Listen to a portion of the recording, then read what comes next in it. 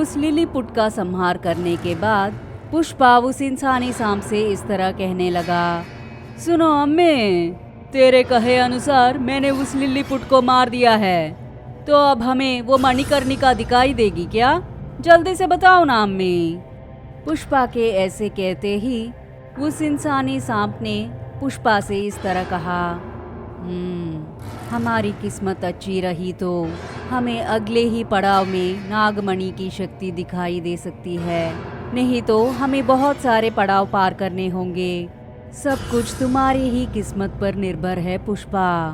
तुम कई सारे जोखिमों भरे पड़ावों को पार करने के बाद हमें नागमणि की शक्ति दिखाई देगी और उस शक्ति को देखने के बाद हमारी भलाई होगी। इसलिए अच्छा सोचते हुए तुम आगे बढ़ो। इंसानी सांप की कही बातों को सुनकर पुष्पा ने कहा, वो लिलीपुट बहुत शक्तिशाली है अम्मे, मैंने उसको बहुत मारा था, उसके बाद ही वो मरा। उसके जैसे अगर 2-3 और मिलेंगे तो मैं मर ही जाऊंगा। उसने बहुत जोर से मारा मुझे। आखिर में पुष्पा की एक जोर की मार खाने के बाद ही वो मरा। ठीक है, जैसे तुम कहती हो वैसे ही आगे बढ़ते हैं। और फिर सांप और पुष्पा दोनों आगे बढ़ने लगे। वो दोनों एक जगह पर पहुंचने के बाद उनके सामने मणिकर्णिका नाम की एक युवती प्रकट हुई। उस युवती को देखते ही पुष्पा ने इस तरह कहा, ओए अम्मी, अब ये कौन है? उस लिलीपुट की तरह इसको भी मारना है क्या? साला, अब मुझसे नहीं होगा।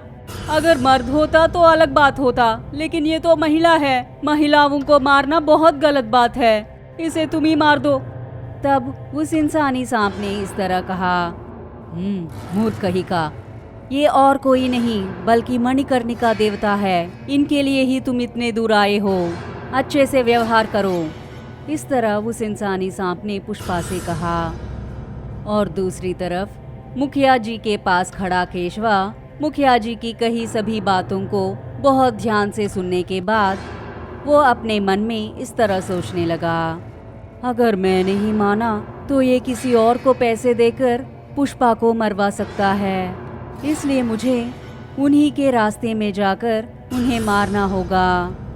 इनके साथ रहने का नाटक करके मुझे पुष्पा को बचाना होगा। इस तरह अपने मन में सोचकर केशवा मुखिया से इस तरह कहने लगा, ठीक है साहब, मुझे आपकी कही बातें सही लगी। और तो और पुष्पा को मारने के लिए सिर्फ आपकी शक्ति काफ़ी नहीं है। साला, उसको मारने के लिए तो मेरा जैसा कोई साथ में रहकर उसे धोखा देकर ही मार सकता है। ठीक है, उसके मरने के बाद सिंडिकेट मुझे मिल जाएगा तो बहुत अच्छा होगा। मुझे ये परसेंटेज कुछ अच्छी नहीं लगती। तुम्हारे साथ रहने के बजाय मैं उस पुष्पा के साथ रहूँगा तो मुझे बहुत ज़्यादा पैसे मिलेंगे। इसलिए अच्छी तरह से सोचकर मुझे बताना, फिर काम शुरू करते हैं। केशवा की कही इन बातों को सुनकर मुखिया जी ने कहा, केशवा, तुम्हारी बातों को सुनकर मुझे बहुत खुशी हुई है। मैंने कभी सोचा नहीं था कि इतनी जल्दी तुम मान जाओगे। मैंने अपने आदमियों से पहले ही कहा था कि दोस्त ही दोस्त को मार सकता है। तू बहुत अच्छा है केशवा। पुष्पा हमेशा तुम्हारा इस्तेमाल करके वो खुद अच्छे से कमाई कर रहा है। तुम मेरी बात मानकर तुम मेरे साथ आ रहे हो, इसलिए मुझे बहुत खुशी हो रही है। इसलिए जैसे तुम चाहते हो वैसे ही पूरा सिंडिकेट तुम्हारे नाम कर दूंगा। तुम खुद ही उस सिंडिकेट को संभालना और फिर मुनाफे से हम दोनों आधा आधा बांट लेते हैं। क्या कहते हो? इस तरह मुखिया ने केशवा से कहा। तब केशवा ने कहा, ठीक है मचा, मैं अभी से पुष्पा को पकड़ने की कोशिश में उतर जाता हूँ। लेकिन ये एक बात, तुम में से कोई भी मेरे पीछे नहीं आना चाहिए, वरना पुष्पा को शक हुआ तो वो मुझे वही के वही मार देगा। इसलिए आप सब मुझसे दूर ही रहो। जब मैं पुष्पा को पकड़ लूँगा तब मैं तुम्हें बता दूंगा। इस तरह केशवा ने मुखिया जी से कहा। ये सब सुनकर मुखिया जी और उनके सभी आदमी बहुत खुश हुए। और फिर केशवा मुखिया जी के यहाँ से जाने के बाद मुखिया जी अपने आदमियों से इस तरह कहने लगे, हमारी बातों को ये इतनी जल्दी से मान गया, इसका हमें इतनी जल्दी से खुशी नहीं मनानी चाहिए। ये पुष्पा का बहुत भरोसेमंद इंसान है, हमारी बातों को इतनी जल्दी से ये मान गया, मतलब इसमें कुछ तो गड़बड़ है। मुझे लगता है कि ये हमारे साथ देने का नाटक करके हम ही को धोखा दे सकता है, या फिर ये भी हो सकता है कि इसके मन में सच में लालच आ गया होगा, इसीलिए इसने हमारी बातों को इतनी जल्दी से मान लिया।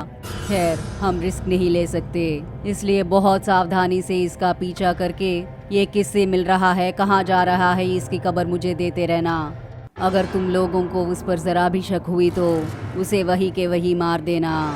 ये अगर हमारे साथ रहेगा तो हमारे लिए बहुत अच्छी बात होगी और इसके द्वारा हम पुष्पा को निपटा सकते हैं। नहीं तो पुष्पा के साथ साथ इसको भी वही के वही मार दो। जैसे मैं कहता हूँ वैसे करो, समझे? इस बात के बारे में मैं तांत्रिक से बता के आता हूँ, वो तांत्रिक भी हमारी मदद करेगा। इस तरह मुखिया ने अपने आदमियों से कहा। और दूसरी तरफ नागलोक में मणिकर्णिका नाम की नागिन को देखने के बाद पुष्पा उससे इस तरह कहने लगा, सुनो, मुझे किसी को माँ या माता कहना आता नहीं है, इसलिए अम्मे मेरी बात को ध्यान से सुनो। मैं भूलोक से आया हूँ। एक तांत्रिक ने मुझे ज़बरदस्ती से यहाँ भेजा है। वो मेरे श्रीवल्ली को अपने कैद में रख के मुझे धमका कर तुमसे एक चित्रपट को लेकर आने के लिए भेजा है। इसलिए आप मुझ पर थोड़ा दया करके आप उस चित्रपट को देंगे तो मैं उस चित्रपट को उस तांत्रिक के हाथों में दे दूंगा। क्या कहती हो? ज़रा मेरी बात को मान जाओ अम्मे। इस तरह पुष्पा उस मणिकर्णिका से कहने लगा। ये सुनकर मणिकर्णिका नागिन इस तरह कहने लगी, हा हा हा हा हा, उस मणिकर्णिका मनोहर शक्ति को प्राप्त करना आसान बात नहीं है। पिछले 100 सालों तक वो चित्रपट मेरे पास ही था, लेकिन आज से ठीक 15 साल पहले एक माया तांत्रिक ने मुझसे उस चित्रपट को किसी तरह से छीन लिया और फिर उसे एक बड़ी सी बेताल गुफा में छिपा दिया और उसकी रक्षा करने के लिए बहुत सारी शक्तियों को उसके पास रख दिया। उन सबको पार करना बहुत मुश्किल बात है। मैं खुद कोशिश करके थके हारे यहाँ पर चुपचाप रह रही हूँ, लेकिन मुझे लगता है कि तुम उस काम को पूरा कर पाओगे। मेरे कहे अनुसार तुम उस तांत्रिक को मारोगे तो तुम उस चित्रपट को पा सकते हो। इस तरह मणिकर्णिका नागिन ने पुष्पा से कहा। ये सुनकर पुष्पा, क्या एक और को मारना है? साला, हर कोई मुझे यहाँ जाओ वहाँ जाओ करके बहुत घुमा रहे हैं। साला, मुझे एक और को मारना होगा। ठीक है, वो पर्वत कहाँ पर है बताओ। और फिर वो तांत्रिक उस लिलीपुट के जैसे शक्तिशाली होगा या फिर साधारण सा होगा? और वैसे भी तुम मुझे बहुत अच्छी तरह से गाइडेंस दे रही हो, इसलिए तुम दोनों भी मेरे साथ आ जाओ ना। हम तीनों मिलकर उस तांत्रिक को मार के चित्रपट को लेकर आ जाते हैं। इस तरह पुष्पा ने कहा।